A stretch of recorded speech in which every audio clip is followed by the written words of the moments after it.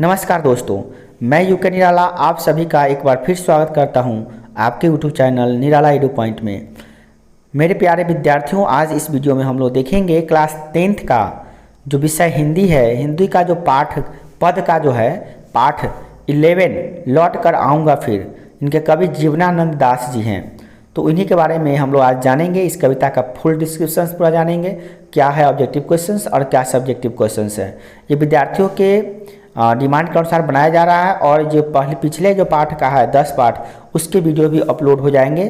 पहले अभी आप 11 और 12 देखें और इसके बाद वर्णिका का जो दही वाली मंगवा ढहते विश्वास और माँ है, उस सभी का भी वीडियो अपलोड हो जाएगा। पहले आप इसको 1 बाय 1 करके नोट कर ले और स्क्रीनशॉट लेते चलें और समझते चले, क्योंकि सब कुछ स्क्रीनशॉट में नहीं आएगा। स्क्रीनशॉट में सिर्फ आप लिख पाएंगे और समझने के लिए आपको पूरा वीडियो अंत तक देखना चाहिए। और ये जो आप एक बार समझ लीजिएगा तो आपको याद करने में काफ़ी सुविधा होगी। तो चलिए शुरू करते हैं। पहला प्रश्न है, जीवनानंद दास जी का जन्म कब और कहाँ हुआ था। तो जीवनानंद दास जी का जन्म जो है 1899 ईस्वी में बंगाल में हुआ था, बंगला में हुआ था। नोट, लौट कर आऊँगा फिर एक क्या है, चित्रात्मक कविता है। मतलब पहले तो ये जाने कि ये इनका जन्म कहाँ हुआ था, और ये जो जाने कि ये जो चित्रात्मक कविता है, इसको पढ़ने पर विभिन्न प्रकार के चित्र हमारे सामने आते हैं। फर्स्ट क्वेश्चन नंबर 2, वे किस साहित्य के कवि थे। मतलब जीवनानंद दास जी किस साहित्य के कवि थे। तो वे आंसर है, वे बांग्ला साहित्य के कवि थे। क्वेश्चन नंबर 3, उनके कितने काव्य संकलन प्रकाशित हुए। तो उनका आंसर है 6 काव्य संकलन उनका प्रकाशित हो चुका है।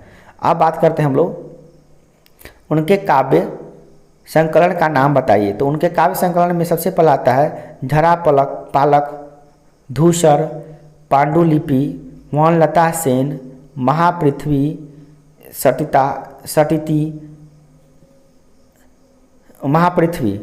साटती तरार तिमिर और जीवनानंद दासेर इनकी श्रेष्ठ कविताएं हैं।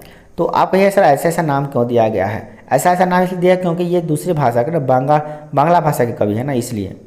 क्वेश्चन नंबर 5, निधन के बाद कौन कौन से काव्य संकलन प्रकाशित हुए। तो इनके निधन के बाद रूपसी, बंगला, बेला, आवेल, कालबेला, मन विहंगम और अब आलोक पृथ्वी नामक जो इनकी जो रचनाएं हैं वो प्रकाशित हुई। देखिए, बहुत सारे ऐसे लेखक होते हैं जिनकी मृत्यु के बाद ही उनकी पुस्तक छपती है। अब क्वेश्चन नंबर 6 क्या देखिए, उनकी कितनी कहानियाँ और कितने उपन्यास प्रकाशित हुए हैं। आंसर, लगभग 100 कहानियाँ और 13 उपन्यास प्रकाशित हो चुके हैं। बहुत बड़ी बात है एक लेखक के लिए। उनकी श्रेष्ठतम कविता कौन थी। आंसर, वनलता सेन उनकी सबसे श्रेष्ठतम कविता थी, जिन पर उनको पुरस्कार भी मिला था। उन्हें कौन सा पुरस्कार मिला था। तो काव्य ग्रंथ का पुरस्कार मिला था उनको। क्वेश्चन नंबर 9, यह कविता कहाँ से ली गई है। तो यह कविता प्रयाग शुल्क से ली गई है। क्वेश्चन नंबर 10, कवि कहाँ बार बार जन्म लेने की इच्छा रखते हैं। तो कवि बंगाल में बार बार जन्म लेने की इच्छा रखते हैं। उनका निधन कब हुआ। तो उनका निधन 1954 में हुआ था। कविता के साथ बोध और अभ्यास जो प्रश्न है उनको हम लोग देखने जा रहे हैं। मतलब पाठ का जो प्रश्न है, कवि किस तरह के बंगाल में एक दिन लौट कर आने की बात करते हैं। आंसर, कवि प्राकृतिक खूबसूरती से परिपूर्ण हरे भरे धान के खेतों में बंगाल में एक दिन फिर लौट कर आने की बात करते हैं। और बंगाल उनकी मातृभूमि है तथा इससे उनको बहुत प्रेम है, इसलिए कवि कहते हैं कि मैं पुनः जन्म लूँ तो बंगाल में ही जन्म लूँ और फिर इसकी धरती पर घूमूँ और हरे भरे धानों को देखूँ। क्वेश्चन नंबर 2, कवि अगले जीवन में क्या क्या बनने की संभावना व्यक्त करते हैं। कवि को ऐसा लगता है कि जीवन मानव तो बार बार मिलेगा नहीं, तो अगले जन्म में मैं क्या जन्म लूँगा, बंगाल में आऊँगा। तो अपनी इच्छा करते हैं, बताते हैं। कवि जस्ट इमेजिन करते हैं, जस्ट एक कल्पना करते हैं। क्या कहते हैं, कवि अगले जीवन में आवाबिल पक्षी, कौवा, हंस, उल्लू एवं सारस बनने की संभावना व्यक्त करते हैं। कहते हैं कि हो सकता है मैं इस तरह का पक्षी बन जाऊं। ये आवाबिल पक्षी जो है चारों ओर घूमता रहता है, भटकता रहता है। या तो कौवा बन जाऊंगा, हंस बन जाऊंगा, या तो उल्लू बन जाऊंगा, या तो सारस बनने की भी कल्पना भी कवि करते हैं। अब बात करते हैं क्यों करते हैं कवि ऐसा पक्षी जीव। क्योंकि कवि सबसे पहला लॉजिक यह है कि कवि पक्षी जीवन को श्रेष्ठ मानते हैं, क्योंकि वे स्वतंत्र होकर चारों ओर प्रकृति का आनंद लेते हैं। क्वेश्चन नंबर 3, अगले जन्म में बंगाल में आने की क्या सिर्फ कवि की इच्छा है, स्पष्ट कीजिए। तो इसका आंसर है हाँ, सिर्फ कवि की यह इच्छा है कि अगले जन्म में वो बंगाल में ही जन्म लेंगे, क्योंकि बंगाल के प्रति कवि समर्पित भावना है। वह अपने मातृभूमि से अत्यधिक लगाव रखते हैं, इसलिए ऐसा कहते हैं कि मैं बंगाल में पुनः से जन्म लूँगा और बंगाल की खूबसूरती को पुनः जानने का प्रयास करूँगा दूसरे रूप में। क्वेश्चन नंबर 4, कवि किन के बीच अंधेरे में होने की बात करते हैं। देखिए आशय स्पष्ट करें आंसर। कवि जो है ना, यहाँ पर कवि होगा, कवि आसमान की छाया बादलों के बीच अंधेरे में होने की बात करते हैं। और कवि यहाँ पे कवि नहीं, कवि अपने बंगाल की खूबसूरती को ऊंचाई से देखने की कामना भी करते हैं, साथ ही खुले आसमान में आज़ाद पंछी के रूप में बादलों के बीच सैर करना चाहते हैं। कविता के चित्रात्मक यहाँ पे कहने का मतलब कवि की इच्छा है पूर्ण रूप से कि वह पक्षी बने और एक आज़ाद जिंदगी बिताए, वो चारों ओर घूमे, उड़े, आसमान में उड़े और बादलों के बीच जाए, ऐसा कवि की अभिकल्पना है। अजीब अभिकल्पना है पक्षी बनने की। क्वेश्चन नंबर 5, कविता के चित्रात्मकता पर प्रकाश डालें। चित्रात्मकता का मतलब है चित्र को प्रदर्शित करने वाला।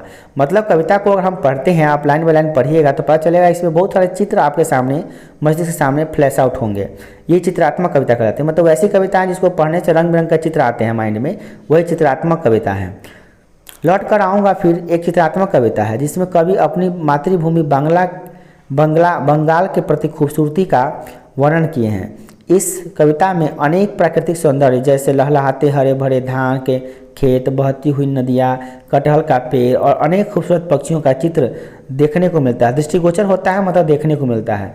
कवि बड़े ही चित्रात्मक ढंग से अपनी जो कल्पना करते हैं उन सभी को पिरोता है, मतलब लिखता है।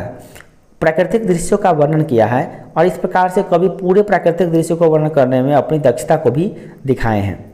क्वेश्चन नंबर 6, कविता में आए बिंबों को सौंदर्य स्पष्ट कीजिए। कविता को जब हम पढ़ते हैं तो प्राकृतिक सौंदर्य से परिपूर्ण दृश्य प्रतिबिंबित होता है, मैंने सामने आता है। जैसे धान के, अभी ना बताएं, धान के लहलहाते खेत, नदियाँ, जलधाराएं, नदियों में नाव चलता है, बालक का रंग बिरंगे पक्षियों का बिंब आता है। इस प्रकार से हम देखते हैं कि यहाँ पे तरह तरह के प्राकृतिक दृश्य आ रहे हैं और जो काफ़ी मन को आनंदित कर देती हैं। क्वेश्चन नंबर 7, कविता के शीर्षक की सार्थकता स्पष्ट कीजिए। लौट कर आऊँगा फिर शीर्षक कविता का शीर्षक पूर्णतः सार्थक है, क्योंकि इसमें कवि बंगाल में की धरती पर पुनः जन्म लेने की कल्पना करते हैं। पूरी कविता में इसी कल्पना के इर्द गिर्द घूमती है और इस प्रकार इस कविता का जो नाम है लौट कर आऊँगा फिर, ये बिल्कुल सही है, क्योंकि लौट कर आने की इच्छा है कवि की पुनः अपने बंगाल की धरती पे, अपनी जन्मभूमि पे, अपनी मातृभूमि पे। ऐसे लोग बहुत ही कम होते हैं ऐसे लोग बहुत ही महान होते हैं, कम तो नहीं, महान होते हैं जिन्हें अपनी मातृभूमि से प्रेम होता है। और एक मातृभूमि से प्रेम रखना एक बहुत ही गर्व की बात है, ऐसा होना ही चाहिए। कभी अगले जन्म में अपने मनुष्य होने की क्यों संदेह करता है। कभी को ऐसा नहीं लगता है कि वो मनुष्य होगा और मनुष्य बनना भी नहीं चाहता, क्योंकि मनुष्य बन के वो दुख झेलते हैं। वो चाहते हैं कि पक्षी बने, हंस बने, कौवा बने, आबिल पक्षी बने और उल्लू बने, चारों ओर घूमे फिरे, चारों ओर घूम घूम कर सैर करें, है ना, सारस बने, नदी में तैरते रहें। मतलब मनुष्य नहीं चाहते हैं बनना। कवि को अगले जन्म में मनुष्य होने में संदेह है, क्योंकि मनुष्य लालच, ईर्ष्या और दुश्मनी की भावना से परिपूर्ण होता है। मनुष्य अपने को द्वेष की भावना में ही जलता रहता है, ईर्ष्या की भावना में ही जलता रहता है। मनुष्य मानवता को भूल गया है और मानवीय क्रियाकलापों पर अधिक बल दे रहा है ना। मनुष्य मानवता को ही नाम को खत्म कर दिया है। इसके विपरीत पक्षी का जीवन सरल एवं स्वतंत्र है। इसीलिए कवि इस प्रकार का संदेह करता है कि अगले जन्म में काश मैं इच्छा भी रखता है और संदेह भी करता है कि हम मनुष्य जन्म नहीं लेंगे भाई, हम तो पक्षी में जन्म लेंगे। क्वेश्चन नंबर 9, व्याख्या करें। बनकर शायद हंस मैं किसी किशोरी का, घुंघरू लाल पैरों में तैरता रहूँगा बस दिन भर पानी में, गंध जहाँ होगी ही हरी घास की। ये जो पंक्ति है ना, ये ली गई है यहीं से, कहाँ से, लौट कर आऊँगा फिर, और इसके लेखक है जीवनानंद दास जी। प्रस्तुत पंक्ति हमारे पाठ्य पुस्तक गोधूली भाग में 2 में संकलित लौट कर आऊँगा फिर पाठ से ली गई है। इसके कवि जीवनानंद दास जी हैं। इन पंक्तियों के माध्यम से कवि पक्षी कुल में जन्म लेने की कल्पना और व्यक्त किए हैं। कभी हंस बनकर किसी किशोरी के घुंघरू के पैरों की तरह उन्माद खुशी फैलाना चाहते हैं। वह दिन भर पानी में स्वतंत्र होकर घूमना चाहते हैं, साथ ही स्वतंत्र ज़िंदगी बिताना चाहते हैं। वे चाहते हैं कि हरे हरे घास के खुशबू का भी आनंद लेना चाहते हैं। कहने का मतलब ये है कि कभी यह चाहते हैं कि मैं सारस बनूं और पहले तो मैं उस तरह की किशोरी बनूं जो अपने पैरों में घुंघरू बांध कर दूसरों को आनंदित करती है, उस तरह का मैं बनूं।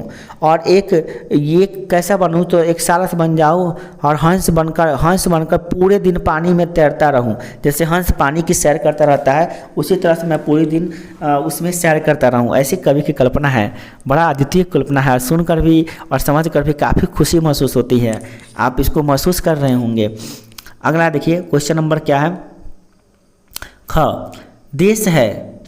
खेत है जहाँ धान के, बहती नदी के किनारे आऊँगा लौटकर, एक दिन बंगाल में। देखिए वही बात आई फिर। प्रस्तुत पंक्ति हमारे पाठ्य पुस्तक गोदोली भाग 2 में संकलित लौट कर आऊँगा फिर पाठ से ली गई है। इसके कवि जीवनानंद दास जी हैं। जीवनानंद दास जी, यहाँ पे जीवन आनंद नहीं हुआ, जीवनानंद दास जी हैं। इस पंक्ति के माध्यम से कवि प्राकृतिक खूबसूरती से परिपूर्ण हरे भरे धान के खेतों वाले बंगाल में एक दिन लौट कर आने की बात करते हैं। कहते हैं कि मैं बंगाल उनकी क्यों, क्योंकि बंगाल उनकी मातृभूमि है तथा इससे उनको बहुत प्रेम है। और उन्हीं प्रेम को बार बार अपनी कविता में दर्शा रहे हैं कि मैं एक बार लौट कर पुनः आऊँगा। कहाँ पर, इन हरे भरे धान के खेतों में, इन मैदानों में, इन नदियों में, इन तालाबों में, इन कटहल के पेड़ों पर, सभी जगह आऊँगा और फिर से यहाँ पर सैर करूँगा, घूमूँगा। मनुष्य के जन्म में तो नहीं घूम पाया। क्यों नहीं घूम पाया? क्योंकि ये मनुष्य तो हमेशा ईर्ष्या और जलन की भावना में जलता रहता है। वह प्रेम करुणा को भूल चुका है, मानवता को भूल चुका है। आज मनुष्य जो है ना, इन सबों को भूल कर, मानवता को भूल कर त्याग चुका है और एक दूसरे से ईर्ष्या करने के चक्कर में रहता है। क्या ये जो सही है? नहीं।